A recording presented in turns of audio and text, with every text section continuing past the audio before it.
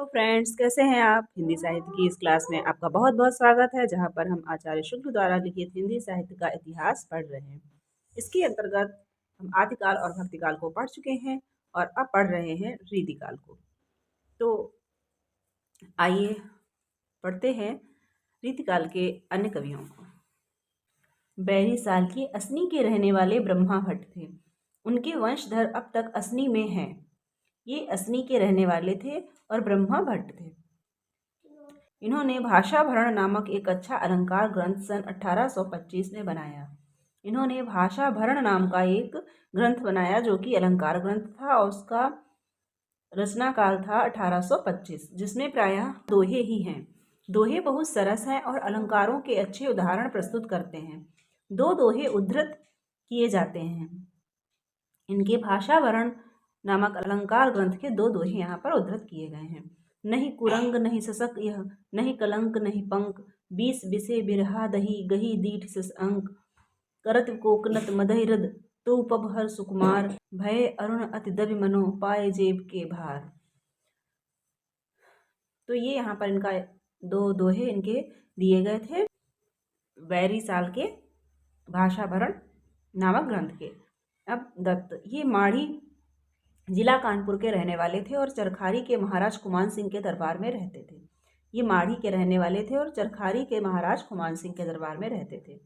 इनका कविता काल संवत 1830 माना जा सकता है। इन्होंने लालित्य कला नाम की एक अलंकार की पुस्तक लिखी थी। इनकी पुस्तक का नाम था लालित्य कला और ये एक अलंकार की पुस्तक थी जिससे ये बहुत अच्छे कवि जान पड़ते हैं। एक सवैया दिया जाता है। अब इनके इस ग्रंथ का एक सवैया यहाँ पर आचार्य शुक्ल ने दिया है। ग्रीष्म में तपय भीषण भानु गई बन कुंज सखीन की भूल सो, घाम सुबाम लता मुरझाई बयारी करे घनश्याम दुकूल सो, कंपतियों प्रगटो तन स्वेद उरोजन दत्त जू ठोड़ी के मूल सो, द्वय अरविंद कलीन पे मानो गिरे मकरंद गुलाल के फूल सो। तो इनका एक यहाँ पर सवैया उद्धृत किया है। अब देखते हैं रतन कवि। इनका व्रत कुछ ज्ञात नहीं। इनका रतन कवि का व्रत कुछ ज्ञात नहीं है। शिव सिंह ने इनका जन्मकाल संवत 1798 लिखा है। शिव सिंह सरोज में इनका जन्मकाल 1798 लिखा है। इससे इनका कविता काल संवत 1830 के आसपास माना जा सकता है। ये श्रीनगर गढ़वाल के राजा फतेह शाह के यहाँ रहते थे। उन्हीं के नाम पर फतेह भूषण नामक एक अच्छा अलंकार का ग्रंथ इन्होंने बनाया। ये राजा फतेह शाह जो श्रीनगर के थे उनके वहाँ रहते थे, इसीलिए इन्होंने फतेह भूषण नामक एक अलंकार का ग्रंथ बनाया। इसमें लक्षणा व्यंजना काव्य भेद ध्वनि रस दोष आदि का विस्तृत वर्णन है। उदाहरण में श्रृंगार के ही पद्य न रखकर इन्होंने अपने राजा की प्रशंसा के कवित्व बहुत रखे हैं। इन्होंने अलंकार उदाहरण में श्रृंगार के पद्य ही नहीं रखे हैं, केवल अपनी राजा की प्रशंसा के कवित्व भी बहुत से रखे हैं। संवत 1827 में इन्होंने अलंकार दर्पण लिखा। संवत 1827 में इन्होंने अपना ग्रंथ अलंकार दर्पण लिखा। इनका निरूपण भी विशद है और उदाहरण भी मनोहर और सरस हैं। ये एक उत्तम श्रेणी के कुशल कवि थे, इसमें संदेह नहीं। कुछ नमूने लीजिए। बैरिन की बाहनी को भीषण निदाघ रवि, कुबलय केली को सरस सुधारक है, दानझरी सिंधुर है, जग को बंसुधर है, विबुध कुलनि को फलित काम तरु है, पानी मनिन को रतन रत्नाकर को कुबेर पुण्य जनन को क्षमा महीधर है, अंग को सनाह बहरास को रमा को नाहन, महाभार फतेह शाह एक नरबरु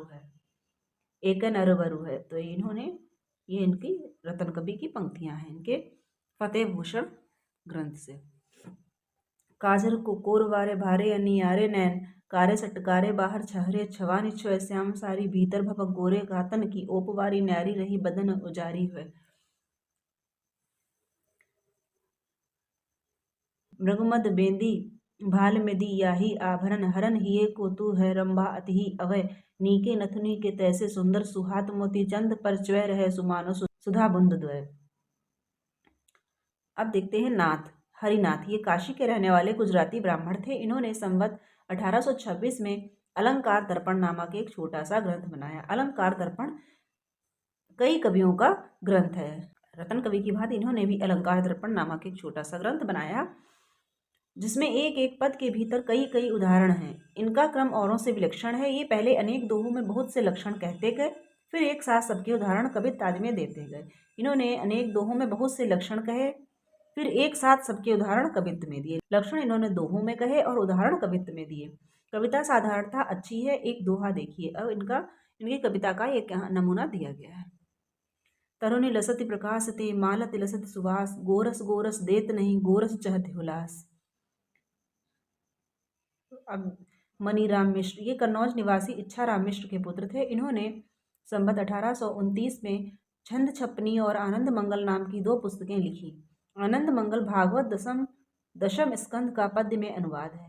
छंद छपनी छंद शास्त्र का बड़ा ही अनूठा ग्रंथ है। फिर है चंदन, ये नाहिल पुआया जिला शाहजहांपुर के रहने वाले बंदीजन थे। ये नाहिल पुआया जिला शाहजहांपुर के रहने वाले बंदीजन थे और गौड़ राजा केशरी सिंह के पास रहा करते थे। श्रृंगार सागर, काव्याभरण, कल्लोल तरंगिणी, ये तीन रीति ग्रंथ लिखे। इनके अतिरिक्त इनके निम्नलिखित ग्रंथ और हैं। इसके अतिरिक्त इनके इतने ग्रंथ और हैं: केसरी प्रकाश, चंदन सतसई, पथिक बोध, नक्षिक, नाममाला कोश, पत्रिका बोध, तत्व संग्रह, शीत वसंत, कृष्ण काव्य, प्राग्ञ विलास, ये इतने ग्रंथ इनके और मिले हैं। ये एक अच्छे चलते कवि जान पड़ते हैं। इन्होंने काव्य भरण संवत 1845 में लिखा। फुटकल रचना तो इनकी अच्छी है ही।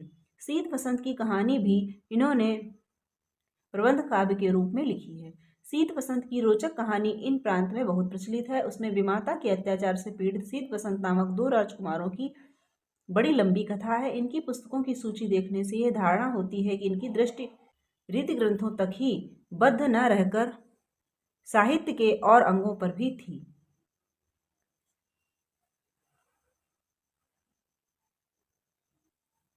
ये फारसी के भी अच्छे शायर थे और अपना तखल्लुस संदल रखते थे। इनका दीवाने संदल कहीं कहीं मिलता है। इनका कविता काल संवत 1820 से 1850 तक माना जा सकता है।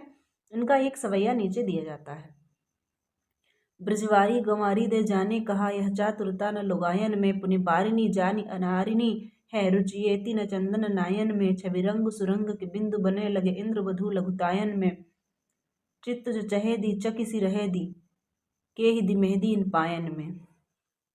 तो ये चंदन कवि की पंक्तियां हैं। देखते हैं देवकी नंदन।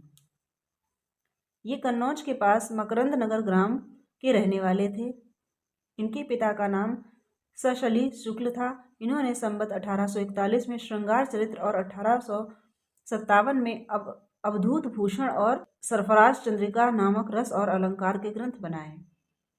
इन्होंने श्रृंगार चरित्र, अवधूत भूषण और सरफराज चंद्रिका नामक रस और अलंकार के 3 ग्रंथ बनाए। संवत 1843 में ये सरफराज गिरी नामक किसी धनाढ़ महंत के यहाँ थे, जहाँ इन्होंने सरफराज चंद्रिका नामक अलंकार का ग्रंथ लिखा। ये सरफराज गिरी नामक किसी धनाढ़ के यहाँ थे, जहाँ इन्होंने सरफराज चंद्रिका नामक ग्रंथ लिखा।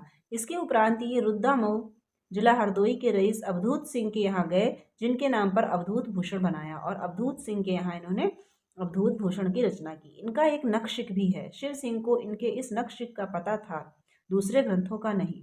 शिव सिंह सिंगर जिन्होंने शिव सिंह सरोज की रचना की, उनको इनके नखशिख ग्रंथ का पता था, दूसरे ग्रंथों का नहीं।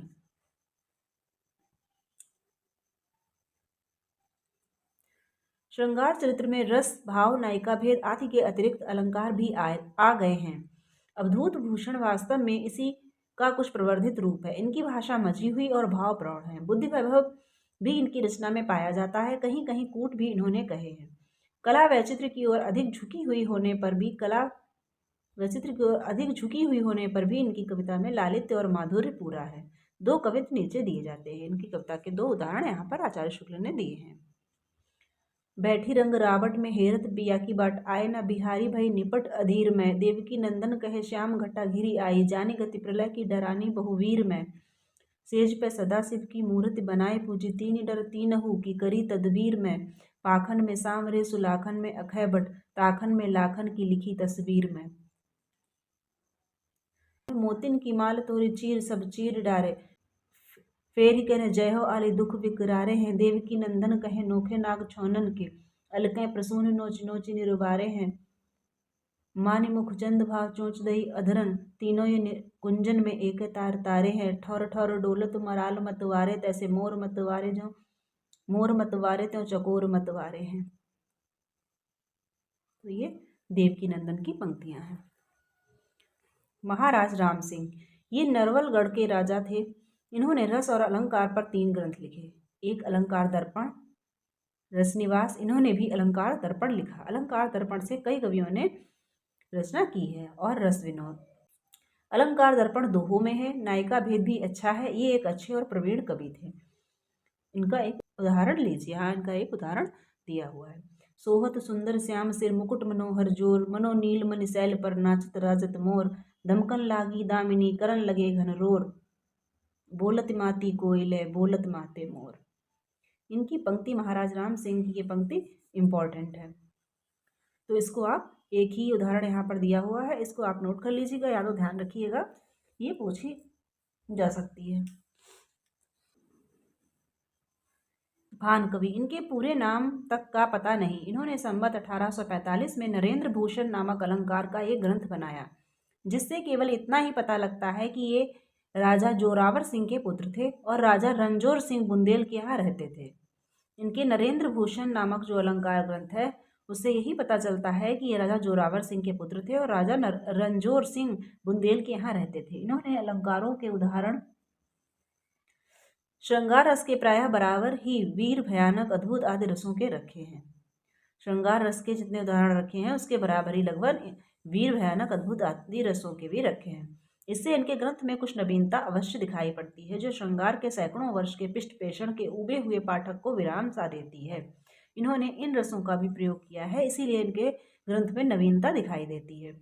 इनकी कविता में भूषण की सी फड़क और प्रसिद्ध श्रृंगारियों की सी तन्मयता और मधुरता तो नहीं है, पर रचना प्रायः पुष्ट और परिमार्जित है। इनकी रचना अच्छी है, परंतु अन्य कवियों की भांति तन्मयता और मधुरता नहीं है, परंतु रचना की भाषा आदि परिमार्जित है।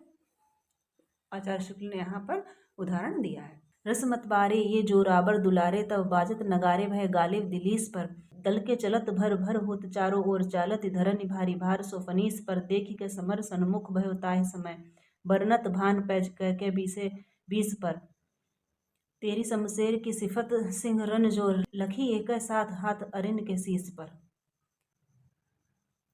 घन से सघन श्याम इंदु पर छाए रहे, बैठी तहाँ असित दुफेरन की पाति सी, तिनके समीप तहाँ खंज की सी जोरी लाग, आहरसी से अमल निहारे बहु भांति सी, ताके ढिग अमल ललौह विद्रुम से, फरकत ओप जामे मोतिन की कांति सी, भीतर से कढ़ति मधुर बीन कैसी धुनि, सुनि भरी भान परिकानन सुहाति सी। थान कवि, ये चंदन बंदी जन के भांजे थे। जो चंदन कवि को भी पढ़ा है उनके ये भांजे थे और डौड़िया खेरे जिला रायबरेली में रहते थे। इनका पूरा नाम थान राय था। इनके पिता निहाल राय, पितामह महासिंह और प्रपितामह लाल राय थे। इन्होंने संवत 1848 में दलेल प्रकाश नामक एक रीति ग्रंथ चंडरा के रईस दलेल सिंह के नाम पर बनाया। इस ग्रंथ में विषयों का कोई क्रम नहीं है। इसमें गुण विचार, रस, भाव, भेद, गुण दोष आदि का कुछ निरूपण है और कहीं कहीं अलंकारों के कुछ लक्षण आदि भी दिए गए हैं। इनका ग्रंथ है दलेल प्रकाश, एक रीति ग्रंथ है जो इन्होंने दलेल सिंह के नाम पर बनाया। कहीं राग रागनियों के नाम आए हैं तो उनके भी लक्षण कह दिए। पुराने टीकाकारों की सी गति है। अंत में चित्रकाव्य भी रखे हैं। सारांश ये है कि इन्होंने कोई सर्वांगपूर्ण ग्रंथ बनाने के उद्देश्य से इसे नहीं लिखा है। अनेक विषयों में अपनी निपुणता का प्रमाण सा इन्होंने उपस्थित किया है। इसमें सफल हुए हैं। ये अवश्य कहना पड़ता है कि जो विषय लिया है उस पर उत्तम कोटि की रचना की है। भाषा में मंजुलता और लालित्य है। ह्रस्व वर्णों की मधुर योजना इन्होंने सुंदर की है। यदि अपने ग्रंथ को इन्होंने भानुमति का पिटारा ना बनाया होता और एक ढंग पर चले होते तो इनकी बड़े कवियों की सी ख्याति होती। इनकी रचना के 2 नमूने देखिए। इन्होंने सब कुछ उसमें रख दिया है, इसीलिए आचार्य शुक्ल कहते हैं कि इन्होंने यदि अपने ग्रंथ को भानुमति का पिटारा ना बनाया होता और एक ही ढंग पर चले होते तो इनकी भी बड़े कवियों की सी ख्याति होती। दासन पे दाहिनी परमहंस वाहिनी हो, पोथी कर बीना सुरमंडल मढ़त है। आसन कंवल अंग अंबर धवल, मुखचंद सो अवल रंग नवल चढ़त है। ऐसी मातु भारती की आरती करत थान, जाको जस विधि ऐसो पंडित पढ़त है। ताकि दया दीठ लाख पाथर निराखर के, मुखते मधुर मंजु आखर कढ़त है। कलुष हरनि सुख करनि सरंजन, बरनि बरनि जस कहत धरनि धर। कलिमल कलित बलित अग खलगन, लहत परम पद कुटिल कपट तर। मदन कदन सुर सदन बदन ससी, अमल नवल दुति भजन भगत वर। सुरसरि तव जल तरस परस करि, सुरसरि सुभगति लहत अधम नर।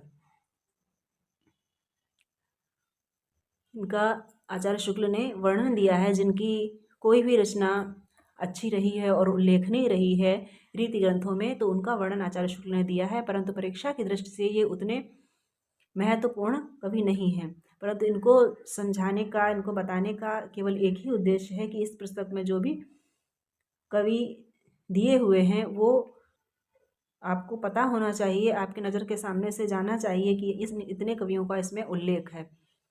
इसमें से कोई भी चीज़ हम स्किप करना नहीं चाहते हैं, इसीलिए एक एक कवि को भले ही उतना विस्तार से नहीं, लेकिन हाँ एक एक कवि को जो भी इसमें दिया हुआ है सब कुछ बताते हुए चल रहे हैं। इसमें आप ये समझ लीजिए कि कुछ भी इसमें स्किप नहीं किया जा रहा है। तो फ्रेंड्स आज यहीं तक, इससे आगे के कवियों को हम अगले वीडियो में पढ़ेंगे। तो तब तक के लिए अगर आपको वीडियो अच्छा लग रहा है, इस सीरीज़ को आप देख रहे हैं, इससे कुछ लाभ उठा रहे हैं, तो वीडियो को लाइक कर दीजिएगा और अपने फ्रेंड्स में शेयर भी कर दीजिएगा। आपको वीडियोस पसंद आ रहे हैं तो चैनल को सब्सक्राइब करना ना भूलें।